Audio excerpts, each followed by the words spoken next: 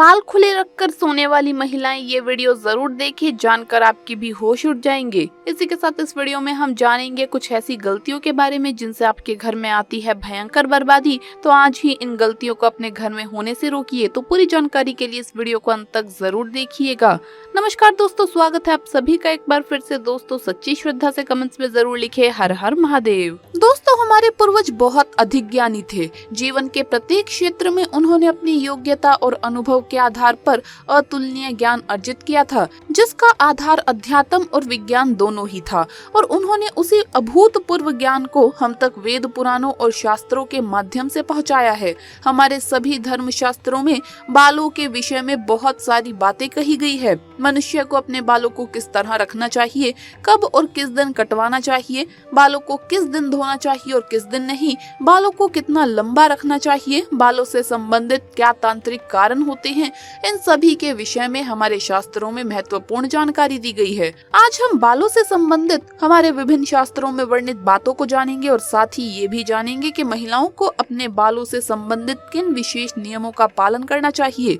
लेकिन उससे पहले आपसे रिक्वेस्ट है कि वीडियो को लाइक कर अपने दोस्तों के साथ शेयर करें, और अगर आपने अभी तक चैनल को सब्सक्राइब नहीं किया है तो सब्सक्राइब करके बेल आइकन जरूर प्रेस कर लें। दोस्तों पहली बात, हिंदू धर्म में सप्ताह का प्रत्येक दिन किसी न किसी भगवान को समर्पित होता है और हर दिन के कुछ नियम अवश्य बनाए गए हैं। इसी तरह बाल कटवाने से संबंधित भी कुछ नियम होते हैं जो हर दिन के हिसाब से अलग अलग होते हैं। जैसे बाल कभी भी मंगलवार, गुरुवार और शनिवार को काटने नहीं चाहिए। मंगलवार मंगल देवता का दिन होता है। ऐसी मान्यता है कि मंगलवार को बाल कटवाने से मंगल की स्थिति खराब होती है और व्यक्ति की आयु भी घटती है। गुरुवार का संबंध गुरु ग्रह से होता है। ऐसा माना जाता है कि इस दिन बाल काटने से हमें अशुभ फल की प्राप्ति होती है और मान सम्मान और धन की हानि होती है, क्योंकि गुरुवार माता लक्ष्मी जी और भगवान विष्णु का दिन भी होता है। इसीलिए इस दिन बाल नहीं काटने चाहिए। शनिवार के दिन भूल से भी बाल ना काटें, क्योंकि शनिवार का संबंध शनि देव से है और शनिवार के दिन बाल काटने से जीवन में कुछ न कुछ अशुभ होता है। बाल काटने के लिए बुधवार, शुक्रवार और रविवार का दिन सबसे उत्तम माना गया है। दूसरी बात, शास्त्रों के अनुसार हमारे वातावरण में कुछ ऐसी लहरें व्याप्त होती है जो दिखाई नहीं देती, यानी कि वो अदृश्य लहरें होती है। ये लहरें हमारे सभी क्रियाकलापों पर असर डालती है। कुछ समय विशेष पर ये लहरें बहुत अधिक सक्रिय होती है। इसीलिए हमें अमावस्या को, पूर्णिमा को, शाम के समय या रात्रि में कभी भी अपने बालों को काटना नहीं चाहिए या धोना नहीं चाहिए, क्योंकि इस समय वातावरण में नकारात्मक शक्तियों का प्रभाव बहुत अधिक होता है। इसके साथ ही किसी शुभ मुहूर्त या शुभ पर्व या त्योहार के दिन भी वातावरण में सात्विक लहरों की अधिकता होती है। इसीलिए इन दिनों में कभी भी अपने बाल ना काटें, नहीं तो इन शुद्ध और पवित्र दिनों में हम पर अशुभ कृत्य करने का पाप लगता है। यहाँ तक कि कभी भी अपने जन्म दिवस पर भी बाल नहीं कटवाने चाहिए। आइए अब जानते हैं बालों को लेकर महिलाओं को किन सावधानियों को ध्यान में रखना चाहिए। पहली बात, घने, काले, लंबे और सुंदर बाल किसी भी स्त्री का आभूषण होते हैं। प्राचीन काल से ही स्त्रियों के लंबे बालों को उनके सौंदर्य और सौभाग्य का प्रतीक माना गया है। लेकिन हमारे शास्त्रों में ये कहा गया है कि स्त्रियों के बाल कमर के नीचे तक नहीं होने चाहिए, और अगर हो तो उन्हें इस तरह बांध कर रखना चाहिए कि वो जमीन पर ना टकराएं। बाल बहुत ही संवेदनशील होते हैं और इसीलिए जमीन पर टकराने से जमीन पर फैली नकारात्मकता जल्दी ही बालों में आ जाती है, और जिसका नकारात्मक प्रभाव उस स्त्री पर पड़ सकता है। दूसरी बात, स्त्रियों को अपने बालों को हमेशा स्वच्छ रखना चाहिए। इसके पीछे धार्मिक कारण ये है कि बाल स्वच्छ रहने पर सर में खुजली नहीं होती है, और सिर में हमेशा खुजली करते रहने से ये अशुभ फलदायी होता है और ये दुर्भाग्य को निमंत्रण देता है। लेकिन शास्त्रों में मासिक धर्म के 3 दिनों तक बालों को धोना वर्जित कहा गया है। वैज्ञानिक दृष्टिकोण से देखा जाए तो मासिक धर्म के समय हमारा शरीर बहुत कमजोर होता है और इस समय कोई भी ऐसा काम नहीं करना चाहिए जिसमें अधिक ऊर्जा की आवश्यकता होती हो। तीसरी बात, कभी भी सूर्यास्त के बाद या सूर्यास्त के समय बाल नहीं धोने चाहिए। ऐसा करना अशुभ माना जाता है।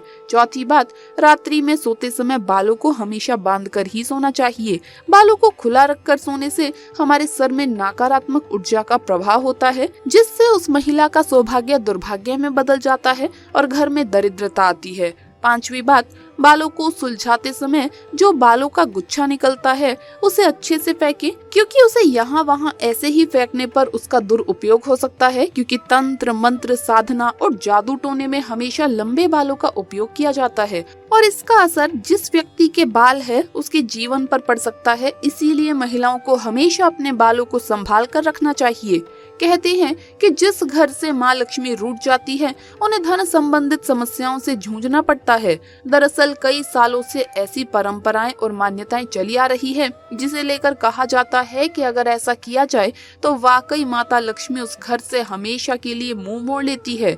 इसीलिए ये गांठ बांध लें कि आप ऐसे कामों को बिल्कुल भी ना करें जिससे आपको आने वाले समय में धन का अभाव झेलना पड़े।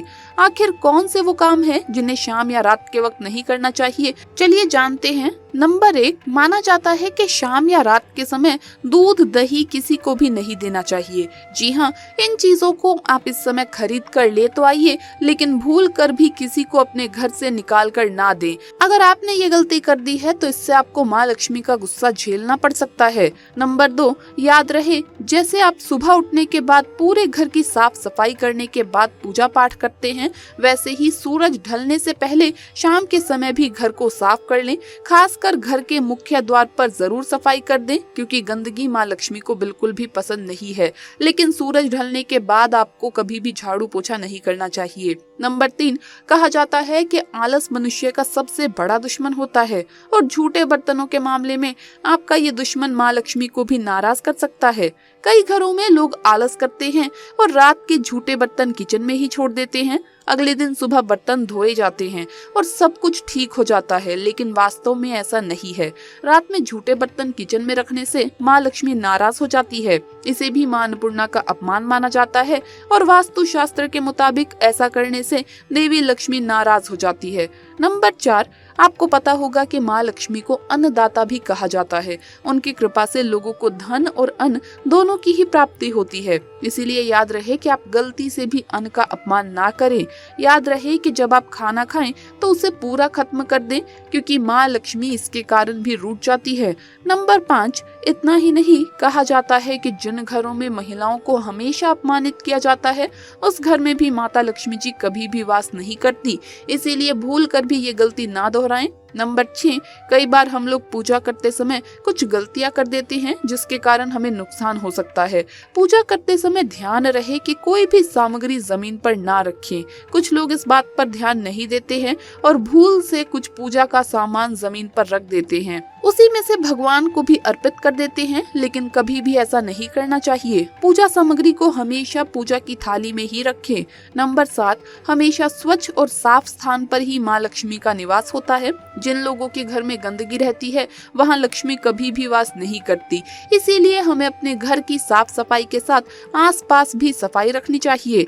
तन के साथ मन का स्वच्छ होना जरूरी है। इसीलिए दूसरों के प्रति किसी प्रकार का वैर भाव नहीं रखना चाहिए। दोस्तों, अक्सर कुछ लोग जल्दबाजी में बाहर से आकर घर में बिना हाथ पैर धोए ही घुस जाते हैं, सीधे कुछ खाने लगते हैं या फिर बिस्तर सोफे आदि पर बैठ जाते हैं। लेकिन ऐसा करना धार्मिक और वास्तु दोनों की दृष्टि से ये आदत खराब मानी जाती है। इसीलिए हमेशा घर प्रवेश करते समय अपने आप को स्वच्छ रखें। फिर शाम को एक बार माँ लक्ष्मी का पाठ जरूर करें।